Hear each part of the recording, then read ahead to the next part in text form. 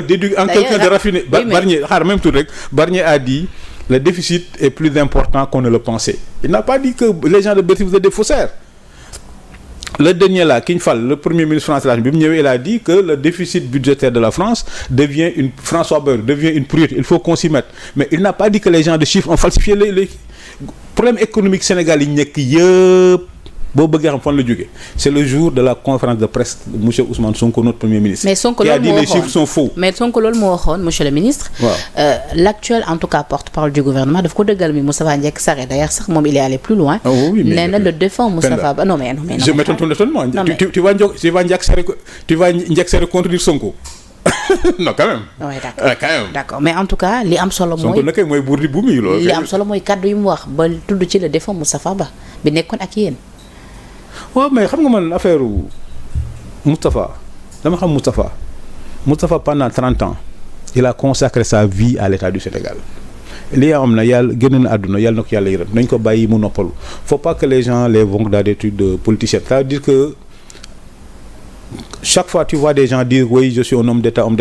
Sénégal bu ñu doon compter les 5 hommes d'État boo ci génnee 4 présidents de la République le 5e Moustapha Ba lay nekk wala Mamadou Lamine Loum. Mais Moustapha bi nga xamoon démb monsieur Lamine c'est important ma laaj la loolu Moustapha bi nga xamoon démb ndax nuroon na la tey jii kuy certifier à Ousmane Sonko que ni oui chiffres yi du les chiffres exacts. Comme en quelque sorte ni ko Moustapha Ndiaye Sarré wax. Mais Moustapha mënul wax loolu la les finances publiques dafa obéir à un certain nombre de règles. Les chiffres ne peuvent pas être faux. FMI am nañ fi représentant. L'actuel secrétaire général du gouvernement moom moo nekkoon le gouverneur régional de la BCEAO. Moom moo nekkoon le gouverneur de la BCEAO. Tu penses que Sénégal xarañ boo xam ne mën nañ na FMI pendant 12 ans c'est pas possible. Mais lu faux dañ koy xam mais si les chiffres étaient faux dinañ fi toog Sénégal duñ fay salaire mais ñoom bi ñu ñëwee xam nga li gën a métti rek mooy affaire manipulation. C'est-à-dire quand tu es au pouvoir tu deviens une institution, tu deviens la voix légale du Sénégal. Mais bi ñu ñëwee lu ñu wax nous avons hérité d'un pays en ruine, non? Ça fait que Diomaye le 4 avril le 2 avril ci def 1 an. Dégg nga ñu ni fayuñ salaire. Dégg nga ñu le Sénégal n'a pas respecté ses engagements au niveau international. C'est-à-dire aussi. Non d'ailleurs sax Diomaye nee na réew mi ngi dox malgré que xam na ni Macky Sall mu ngi def ay mbir ci suuf. Mais réew mi day dox xam nga lu tax. Parce que réew mi il faut que les gens de Pastef xam ni le Sénégal n'a pas commencé avec Macky Sall. Boo xoolee dama woon sama benn xarit benn photo Macky Sall buy génn ak benn photo Diomaye buy génn. C'est pourquoi nous avons la chance d'avoir une grande république. Mais pourquoi xam nga lu tax xam nga lu une grande république ci photo yooyu.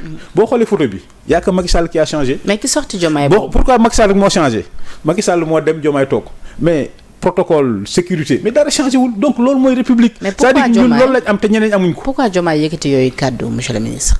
Mais xam nga nag moi je suis un républicain. Alors que ni dem bi dafa rafetoon ba sax amoon ñu jàpp ni Macky Sall moo leen séddee le pouvoir xam nga li may wax. moom sax rappelé na ko nee na ba muy dem jël na sa avion bi jox ko ñii dañoo am problème mu sens de l'histoire ak problème culture politique. Ils pensent que Sénégal 2012 la commencé ci Macky Sall c'est-à-dire leur opposition à Macky Sall da leen jaral lu nekk en 2000 l'an 2000 retiens bien ce que je dis. Alternance am Ablaye Wade nekk président de la République ñu installé ko 2 jours après mu war a am benn sommet de la francophonie au Caire xaaral xam nga Diomaye avion la wax. Diomaye ne dama jox avion bi Macky Sall mu dem Umra. Mais Ablaye Wade a fait mieux. Ablaye Wade bi mu gagné 2000 immédiatement il y avait un sommet de la francophonie il a dit Abdou Diouf va me représenter en Égypte quand même ñëpp ni Sénégal bokku ci Abdou Diouf Ablaye Wade da ko jox avion bi ni ko va me représenter en Égypte au sommet de la francophonie même si j'ai gagné j'ai pas le temps matériel de préparer ça donc va me représenter en Égypte mais Senghor c'était la même chose. Donc loolu mooy Sénégal mais malheureusement ñii ils n'ont pas le sens de l'histoire ni des traditions du Sénégal dafa mel ni ay bédouins yu jóge ci désert rek envahir benn ville. Sénégal a des traditions, le Sénégal a des usages, le Sénégal a des réalités. Tout ça nous c'est des trucs d'élégance. Mais est-ce vrai que le président Macky Sall dafa nekk tey jii def ay mbir ci suuf à Diomaye et Sonko. Mais est-ce que mas nga dégg ba nga nekkee ci presse ba léegi est-ce que mas nga dégg Macky Sall 12 ans yi fi nekk ci pouvoir mu wax ci affaire Ablaye Wade. Non. Déedéet. est-ce que mas nga dégg Ablaye Wade li mu fi nekk yëpp moo ci affaire Abdou Diouf. est-ce que mas nga dégg Abdou Diouf wax ci affaire Senghor. donc pourquoi Diomaye bëgg ko commencer c'est-à-dire un président de la République dafa nekk une position tellement sensible. Oui, ils ont sonné la rupture hein, pour rappel. nekkul li fi doon am rek comme ci loolu la ñuy continuer. xam nga booy rupture. ñoom dañoo ñëw ak seen façon de faire. mais rupture xam nga la rupture peut être négative la rupture peut être négative la rupture peut être positive mais ça c'est une rupture négative. c'est une rupture négative.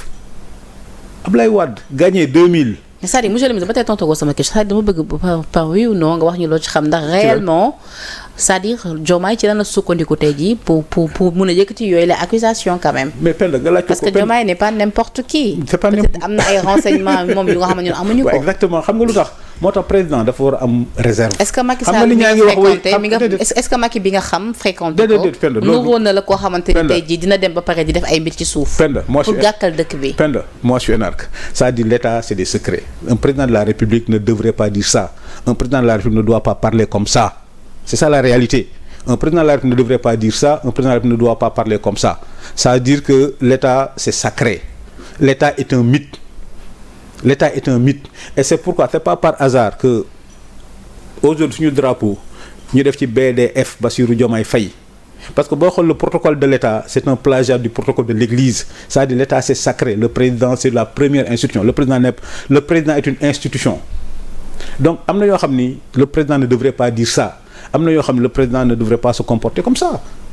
ça di man du ma ci wax. parce que moi je me veux. mais loolu forme bi la léegi nañ ñëw ci fond bi. mais la moom nañ ñëw ci fond bi ci li mu wax. non man fond bi laay bañ. moi je me veux avoir le sens de l'État man ba nga maa dégg may wax ci affaire État les secrets d'État.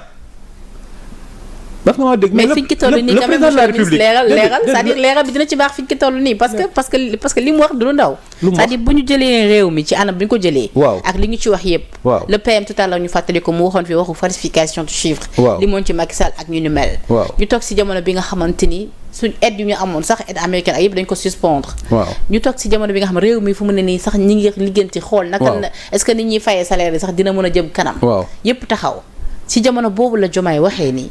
L'ancien président Macky Sall mu ngi def ay mbir ci suuf. xam nga nous notre opposition. il faut nga ñëw ci loolu dinaa ci ñëw xam nga notre opposition c'est une opposition de principe parce que nous n'avons pas les mêmes principes qu'eux mais c'est une opposition de style. Ce n'est pas parce que nous sommes dans l'opposition que nous allons désacraliser l'État. L'État est notre bien le plus précieux et l'État est incarné par des hommes. Mais il faut que le mythe de l'État soit entretenu. Et le président de la République li mu wax ni woy Macky def ci suuf ça va contribuer à banaliser le mythe de l'État, à désacraliser le mythe de l'État. Le président de la République est le destinataire de tous les renseignements. C'est-à-dire que ça c'est pour lui permettre de prendre un certain nombre de décisions. Ban gis-gis la am ci sortie Diomaye boobu. Kan le président Macky Sall. Non Macky Sall du ci wax Macky Sall à la fin de l'État. mais yéen ñaa waxtaan ngeen ci mais bien sûr mais bien sûr waxtaan nañ ci mais du ci wax du ma ci wax parce que nous on a le fin de l'État. Nous on n'est pas des stagiaires. L'État c'est le secret. Mais a-t-il été surpris Kan par ses propos? Surpris par les propos de Diomaye. Oui. Non, Penda, c'est-à-dire le président de la République c'est une institution. C'est-à-dire il faut qu'il soit à la hauteur de sa charge. Ce n'est dans l'intérêt d'aucun Sénégalais qu'on rabaisse le président de la République. Ce n'est dans l'intérêt d'aucun Sénégalais qu'on désacralise le président de la République. Et donc moi en tant qu'essence de l'État, vraiment je préfère ne pas. Mais daal un président ne devrait pas dire ça. Un président ne devrait pas dire ça. Bi nga ko déggee mu wax loolu moo nekkoon sa réaction mu njëkk. Que un président ne devrait pas dire ça. Et que. Vous étiez choqué? Non, ça me conforte dans l'idée que ces gens-là ne sont pas à la hauteur et à la grandeur du Sénégal, Penda. L'État c'est le prestige. Et il n'y a pas de prestige sans distance. D'accord. Et je trouve que le président et le premier ministre ne prennent pas suffisamment de distance par rapport à certaines choses. léegi ci face à la presse boobu la ñuy desandi ba tey ñëwaat ci les propos en tout cas de Bassirou Diomaye Faye nee na moom il veut un super premier ministre parce que lu ni mel ça ne peut qu'être bénéfique en tout cas pour le pays. Nee na également je ne m'efface pas c'est que je n'embrasse pas trop parce que trop embrasse mal étreint. kaddu yooyu tey jii ban commentaire nga ci def laata nga ñëw ci yeneen points yi nga